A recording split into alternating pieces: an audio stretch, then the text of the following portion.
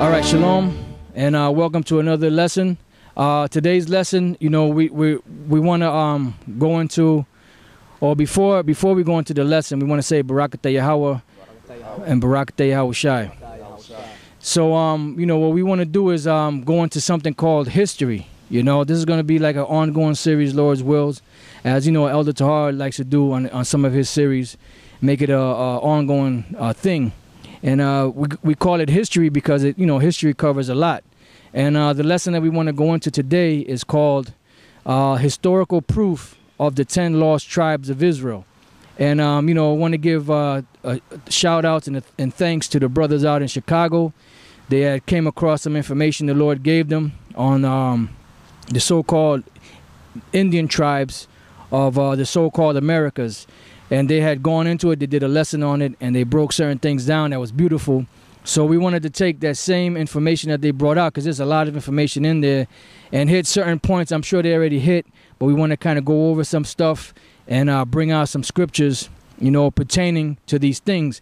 Now, it's not anything that's, we don't have like a set, like scripture set, you know, written down, like as far as, you know, to go to this scripture, to break this scripture down or whatever. Right, it's not scripted. I mean, even though we do have some scriptures written down, but it's a point-by-point basis. So whatever historical proof that was given by these so-called Europeans that came over here, that conquered Israel, whatever they gave, and they mentioned that these Israelites did according to the scriptures, we're going to go to the scriptures and show you in the scriptures where they got that information from. All right, so what we're going to do is we're going to just get started, you know, and Salaki, brother. We're just going to get started, and I'm going to have a brother read. I don't know whoever wants to read the article, and we're just going to get started. Just start wherever you see the yellow, okay. And then when we get to the scriptures, we'll get the scriptures. All right. All right. The Lost Tribes of Israel is the title. Although information from more than one source appears, the contents of most of this site is composed entirely of excerpts from a multi-volume 19th century work by British scholar Lord Kingsborough. Right, so now this Lord Kingsborough, what he basically did was he went and see, because when them Spaniards and them Europeans was coming over here, they were documenting history of what they saw pertaining to who they call the Indians. And they saw certain things, you know, that they were doing. And, you know, them being learned men, you know, some of them anyway, they saw that, look, the things that these people here are doing are similar or identical or the same as the Israelites in the Bible. So this guy Kingsborough, which was an English scholar, he took all those different documents that were written down of all these Europeans, and he compiled it into one big volume of books. And he gave like an account of, let's say, Issachar, you know, the so-called Mexicans, or the Inca Indians and the Mayan Indians, and the Muskogee and this Indian and that Indian, you know. And what they did was he compiled all of that into one big volume to show that when the Spaniards and the conquistadors and them different European explorers came over to this side of the world, they compared a lot of the things that the people on this side of the world were doing to Israel. Now, I know this is going to hurt a lot of you assholes' feelings out there that believe that only the so-called Negroes are Israelites. But you know what? The truth has to be told, and GMS is the ones that tell it. That's right. It says, 19th century work by British scholar Lord Kingsborough, Antiquities of Mexico, the volume and page of which are noted after each excerpt. The author spent years researching the records of Europe's first visitors to the New World. As his compilation of the logs is deep and thorough, it should be noted that the many comparisons of native people's customs, etc., to Jewish people's customs, etc., it says, were made within the framework of Kingborough's own perspective and from that of the highly authoritative sources whom he has quoted. Therefore, the multiple similarities he and his sources have observed may not have been exclusively to the customs, etc., of the one tribe of Israel, Judah, with which they would have been familiar. Rather, the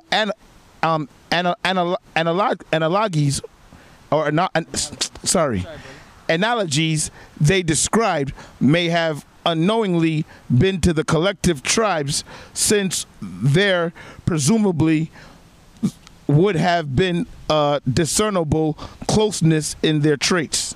Right, so basically what he's saying is that you had the different tribes, they had their own, I mean, all of Israel had a certain custom. They had laws, statutes, commandments. We had a certain custom. But then each tribe might have had a certain custom among them that would make them distinct from the other tribes. I'll give you an example. I don't know if any brother knows what that scripture is, but in the book of Joshua, I believe it is, or the book of Judges, there was a certain, right, there was a certain tribe that there was a certain Hebrew word that they would pronounce a certain way. What's that? Judges, right. There was a certain, if your brothers know where it's at, get it real quick. There was a certain word that they were, a Hebrew word that they would pronounce a certain way.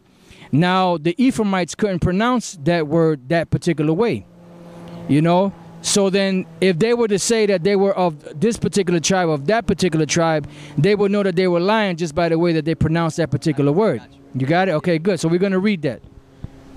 All right, this is the book of Judges, the 12th chapter, and the 4th verse. I'll read from the top. Verse 1. And the men of Ephraim gathered themselves together and went northward and said unto Jephthah, Wherefore passest thou over to fight against the children of Ammon, and didst not call us to go with thee? We will burn thine house upon thee with fire. And Jephthah said unto them, I and my people were at great strife with the children of Ammon, and when I called you, ye delivered me not out of their hands. And when I saw that ye delivered me not, I put my life in my hands and passed over against the children of Ammon. And the Lord delivered them into my hand. Wherefore then are ye come up unto me this day to fight against me? Then Jephthah gathered together all the men of Gilead and fought with Ephraim, and the men of Gilead smote Ephraim, because they said, Ye Gileadites are fugitives of Ephraim among the Ephraimites and among the Manassites. And the Gileadites took the passages of Jordan before the Ephraimites. And it was so that when those Ephraimites which were escaped said, Let me go over, that the men of Gilead said unto him, Art thou an Ephraimite? If he said, Nay, then they said unto him, Say now Shibboleth. And he said, Sibboleth, for he could not frame to pronounce it right. Then they took him and slew him at the passages of Jordan, and there fell at that time of the Ephraimites 42,000. So that just shows you that there were certain Hebrew words that the Ephraimites couldn't pronounce, that the other tribes could pronounce. Now, that brings me back to so-called high school. There was this one Judite cat, you know, me and him was cool. And, you know, Ephraim, if you know Ephraim, the so-called Puerto Ricans, there's certain English words that they can't pronounce, like precision, incision, position, you know, things of that, you know, words like that, because of the rotating R sound that Ephraim uses. So he like looked at me. He said, man, you a Puerto Rican, man. And he said, and I forgot what I said to him. And he said, pronounce this word. He said, say precision. And I said, precision. He said, oh, okay.